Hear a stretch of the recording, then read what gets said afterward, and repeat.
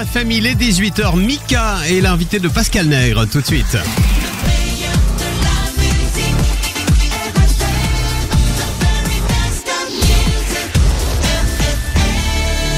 S-Voice, l'assistant personnel Samsung, vous présente l'invité de Pascal Nègre. Bonjour et ravi de vous retrouver comme tous les samedis et dimanches de 18h à 19h sur RFM. Vous connaissez maintenant le principe de l'émission. Je reçois un invité qui va nous parler de son actualité et nous essaierons d'en savoir un peu plus sur lui grâce à des questions posées par une machine qui a un nom, c'est un assistant vocal qui s'appelle S-Voice. Je suis ravi de recevoir aujourd'hui Mika. Comment ça va? Mais très bien. Alors moi j'ai un peu peur de ta machine. Alors ce soir c'est la finale de The Voice. C'est ça. Donc c'est toujours un événement. On va voir qui va sortir, quel est le candidat qui va devenir le The Voice de l'année. Ouais. Donc voilà quoi. Toi tu as ton candidat. J'ai mon candidat, il s'appelle Vincent Vinel. D'accord. Et je l'aime beaucoup. Ouais. Et j'ai beaucoup aimé toute mon équipe cette année. Ouais. Vraiment, j'ai bien aimé cette année. Je pense qu'il y avait beaucoup de surprises. Est-ce que tu penses que chaque année, parce que c'est ça qui est à mon avis fascinant dans The Voice, c'est que chaque année il y a des talents incroyables quoi. Non, mais chaque année il y a des talents incroyables. Et aussi surtout il y a des héros qu'on n'attend pas, inattendus. Alors en fait il y a quelqu'un avec une petite voix qui devient un tigre, et ensuite il y a un lion ou une lionne. Qui devient une souris. Et c'est un drôle de truc parce que ça se joue vraiment face au public. Les choses changent, c'est comme si ça se forme. Et on peut penser chaque année qu'on peut vraiment projeter exactement ce qui va se passer. Et il y a toujours des surprises, il y a toujours quelque chose qui change à travers cette chose très bizarre, ce qui est la télé. Les gens changent. Et c'est comme si on peut vivre une chose pendant les auditions à l'aveugle et ensuite ça se transforme quand ça arrive dans les salons de tout le monde en France. Et l'opinion collective aussi, c'est vague. On voit vraiment certains talents qui sont tenus par cette vague et c'est très souvent pas les talents qu'on attend. C'est très souvent des surprises. Une question de la machine. The Voice ou X Factor? The Voice. The Voice. Parce que il faut expliquer que toi, tu as fait un ou 2 ans en Italie. Alors exactement, parce que moi, en fait, ils m'ont demandé si j'étais intéressé de faire The Voice en France. Bien sûr. Au tout départ. Et j'avais très peur. Je me suis dit, maintenant, si je vais faire la télé, c'est dangereux. Je vais changer comment je suis. Je sais pas. J'étais un peu préoccupé. Qu'est-ce que les gens vont penser de moi? Parce que j'avais jamais fait de la télé en dehors d'un interview juste pour faire la promotion d'un single. Ou d'un album. Et bon, à la fin, j'ai reçu cette demande en Italie de faire X Factor. Et c'était tellement dingue. Et l'émission là-bas est tellement dingue. Alors j'ai dit oui. Au début, je pensais que c'était une blague. Et à la fin, j'ai dit oui. Et j'ai signé le contrat sans savoir comment parler l'italien. D'accord. Et j'avais 2 mois pour apprendre l'italien. Et j'ai appris dans 2 mois. Je parlais très mal, mais j'ai appris pendant les lives et pendant les directs. Et c'était très drôle. Et c'était et dans ce délire de cette décision assez improbable, j'ai pu vraiment rester moi-même. Parce que j'avais pas le temps de réfléchir. Tout était tellement nouveau, c'était tellement étrange. Ce choc culturel que j'ai pu vraiment rester moi-même. Allez, Relax, qui a été le premier gros titre en France. Ouais. Exact. C'est grâce à toi. Merci. Enfin, je n'étais pas non, tout mais seul. c'est ça le truc, hein. Mika sur RFM.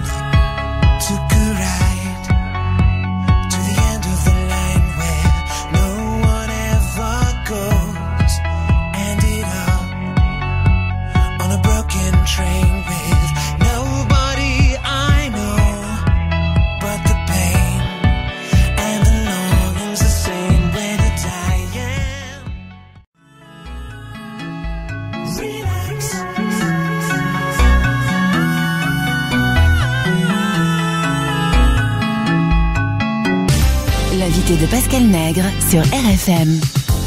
Mika, qui est notre invité, oui, ce soir, c'est la finale de The Voice. On écoute tout de suite une question de la machine. Ok. La paix ou la guerre? Bon, évidemment la paix, hein. Ouais. C'est vrai que tu mais le la dis. paix, mais on n'arrive pas à la paix juste en disant on va se tenir les mains.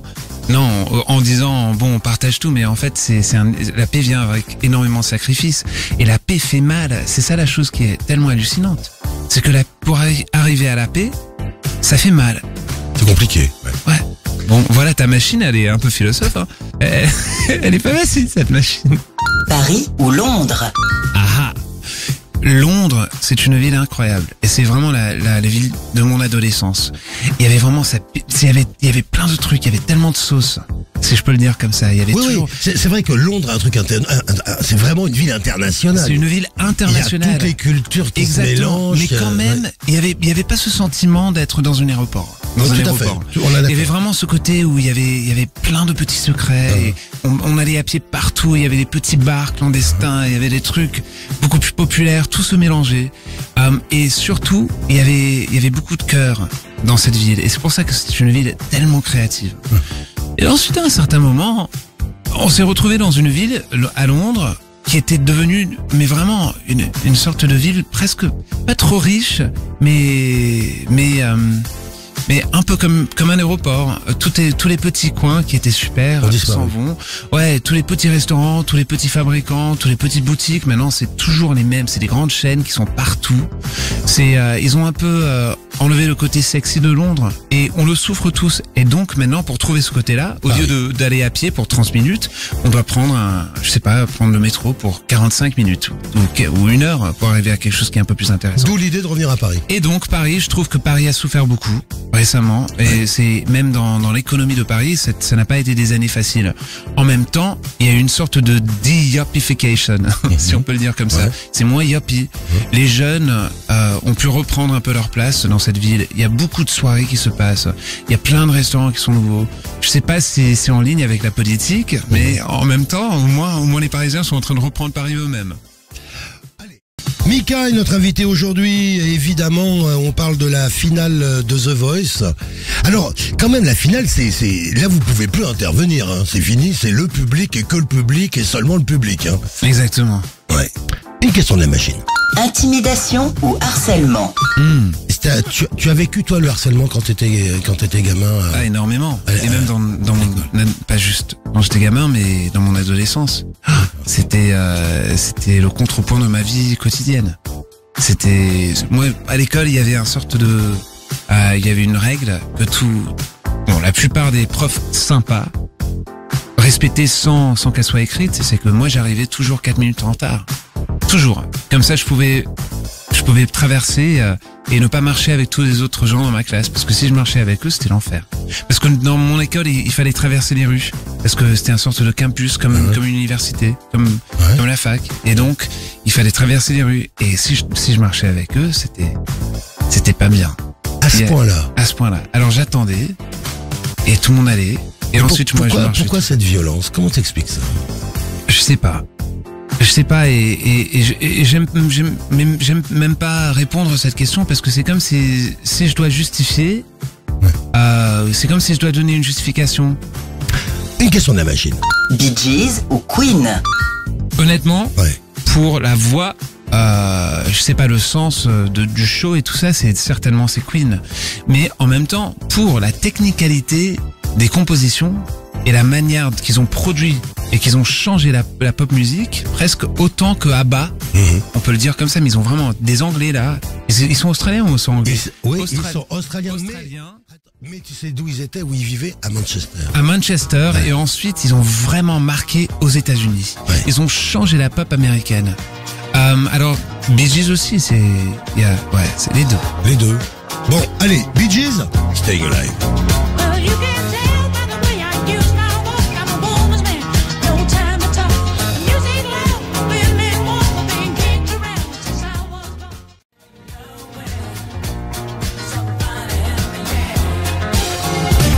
L'invité de Pascal Nègre sur RFM. Mika est notre invité aujourd'hui, car ce soir, attention, c'est la grande finale sur The Voice. C'est toujours un carton d'audience, hein. Enfin, faut jamais le dire avant, ça peut porter malheur. Mais en général, il y a toujours beaucoup de gens. Du bois, toucher du bois. Mais effectivement. Une question de la machine. Bilingue ou trilingue? Et ensuite, qu'est-ce qu'il y a après trilingue? Tu parles quadrilingue, je crois. Et après ça? J'en sais rien. Tu parles quoi? Tu parles combien de langues, toi? Non, moi tu parles alors maintenant, français. Anglais. Bon, anglais. D'abord et anglais, ensuite français. Italien. Italien maintenant. Espagnol. Ouais, et c'est tout. J'ai étudié le chinois pendant 9 ans. Et mes 3 sœurs, elles parlent le chinois couramment. D'accord. Mais moi non. Moi j'étais nul. 4 langues. Et tu parles pas un peu l'arabe? Non. Je comprends. Tu comprends l'arabe? Oui, parce que toutes les femmes dans ma famille parlent tous l'arabe. Mais mes sœurs aussi, parce que mes sœurs, elles parlent presque 6 langues.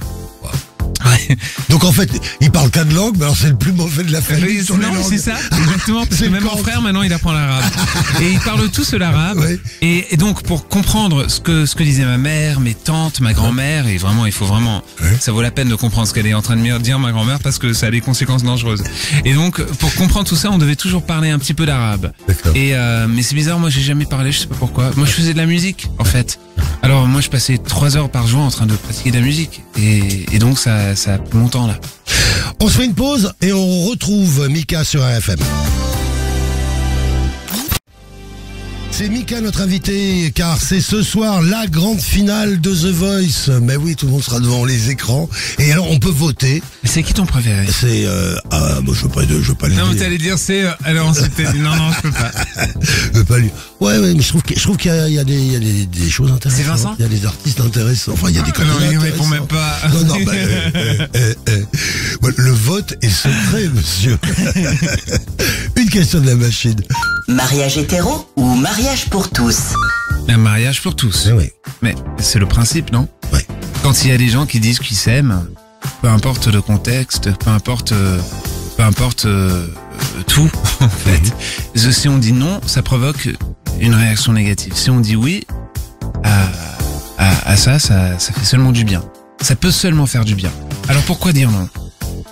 C'est un investissement, c'est un investissement, ça fait du bien pour tout le monde.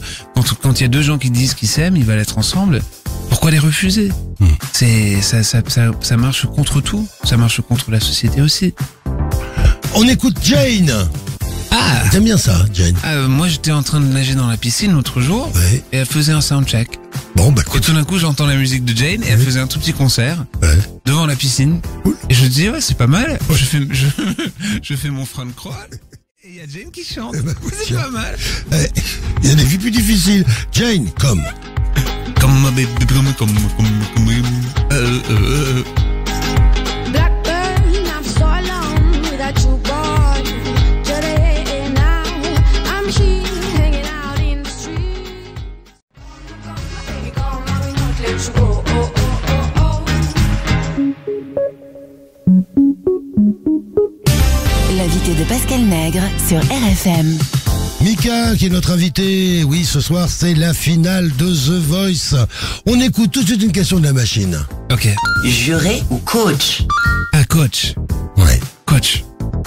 C'est comment tout à coup, bon, t'as un candidat que tu t'es retourné, bon, ok, parce que ça t'a provoqué quelque chose, et ensuite comment tout à coup tu réfléchis à ce candidat, comment tu l'accompagnes, comment ça se passe?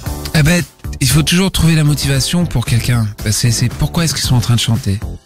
Pourquoi est-ce qu'ils ont pris cette décision assez dingue de se mettre sur la scène face à des millions de gens? Et aussi, c'est dur, hein. Ils prennent beaucoup de plaisir, mais de temps en temps, ils peuvent souffrir aussi, parce que cette lumière, elle est très forte. Et elle illumine tout. Même les choses qu'on veut cacher. Et cette idée d'être à la fois performant, et d'être transparent en même temps. Parce que on sait que tous les meilleurs chanteurs, tous les meilleures personnes sur la scène, ils ont ce drôle de mix. Ils ont l'attitude d'un divo, d'une diva, et en même temps la transparence de quelqu'un de très humain. Et il faut ça. C'est un contraste entre les deux, mais il faut ça. Si je pense à un grand chanteur, ils ont vraiment les deux. C'est un dieu, mais c'est aussi quand ils sont sur la scène, hein, pas dans la vraie vie. Changer. C'est super fragile, c'est ça.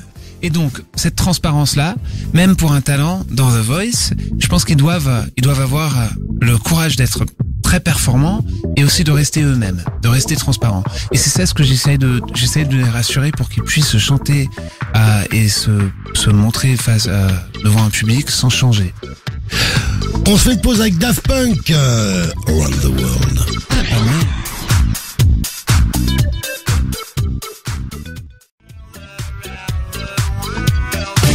L'invité de Pascal Nègre sur RFM. Mika est notre invité aujourd'hui, car ce soir c'est la finale de The Voice. Et on écoute tout de suite une question de S-Voice. Le son ou le sens?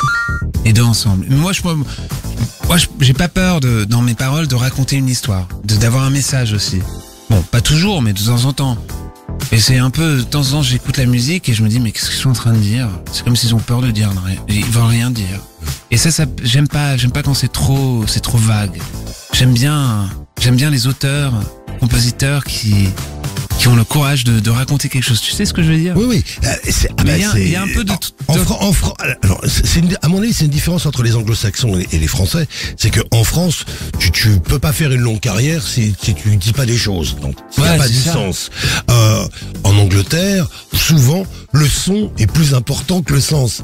Alors que j'ai l'impression qu'en France, le sens est souvent plus important que le son. Ça dépend. Ça dépend quelle génération, Pascal. Oui, je suis d'accord. Aussi. Parce qu'en ce moment, il y a une tendance de ne pas trop dire les choses. Ouais, c'est vrai. Oui, et en même temps. Non, mais en France, je veux dire. Ouais. Mais aussi en Angleterre, un peu partout.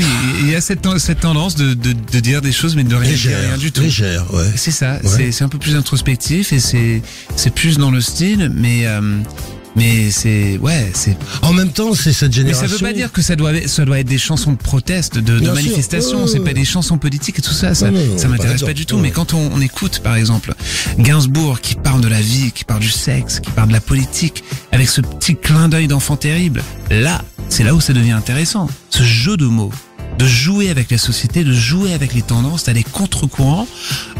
Et en même temps d'être extrêmement attirant, d'être très pop. Ça j'adore. On va écouter un titre de Mika, Big Girl You Are Beautiful. D'ailleurs, oui, effectivement, on parlait tout à l'heure du harcèlement. Non, les filles qui sont rondes, elles sont magnifiques. Ouais. Walks into the room, feels like a big balloon. I said, hey girl, you are beautiful. Diet Coke and a pizza, please. Diet Coke, I'm on my knees screaming, big girl, you are beautiful. Round in curves in all the right places. Big girl, you are beautiful. Big girl, you are beautiful. Big girl. L'invité de Pascal Nègre sur RFM. Mika, qui est notre invité aujourd'hui, c'est ce soir la finale de The Voice, évidemment sur TF1, mais enfin ça, je pense que tout le monde le savait. Question de la machine. Vie privée ou vie publique? Malgré ta notoriété, t'as à peu près réussi à séparer les deux. Hein. Je sais, bon, j'essaye. Et je pense que c'est très important, sinon on perd la tête. Mais vraiment, on devient un peu... il faut avoir une séparation. Il faut aussi avoir une séparation où on se dit... Moi, je me dis toujours, je suis une personne sur la scène quand je travaille, je suis l'autre quand je rentre. Et même la manière que je m'habille. Je fais pas... Bien sûr, mes costumes Valentino, ils sont bien. Il est habillé tout le temps de noir quand chez lui. Le mythe qui s'écroule. Il est habillé tout en noir, tout triste. Non, mais en fait, la plupart du temps, c'est juste un t-shirt blanc et des jeans. Ouais, c'est ça. Question de la machine. Optimiste ou pessimiste? Ah, moi je suis fondamentalement pessimiste. Et c'est pour ça que je suis toujours étonné quand il y a des bonnes choses qui se passent. Ce qui veut dire que en général, je deviens plus content, je suis plus heureux. Quand je pense, oh non, ça va être un désastre. Et tout d'un coup, c'est pas un désastre, je me dis, oh, c'est vachement bien ça, je suis vraiment content. Alors je pense que les pessimistes sont en général beaucoup plus heureux. C'est pour ça que moi je suis un optimiste accidentel. D'accord, donc en fait effectivement si tu attends des catastrophes tous les matins, c'est vrai que quand elle arrive pas t'es heureux quoi. Et voilà. Indochine, la vie est belle sur RFM.